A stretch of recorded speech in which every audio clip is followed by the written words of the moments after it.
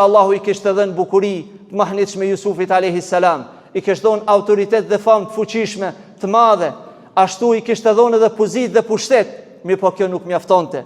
Tha, Rabbi, o Zoti im, qad ataytani min al-mulki, më ke dhënë pushtet, wa 'allamtani ta'wil al-hadith, dhe ma ke mundsu me komentimin e andrave, pra më ke dhënë autoritet përderisa gjithë bota e donte Jusufin, sepse kishte komentin e andrave. Gjithat mirat ja kishte dhënë Allahu. Fatir as-samawati wal-ard, o shpiksi tokës dhe qiejve, tawaffani musliman, ma mundso me vdek si musliman.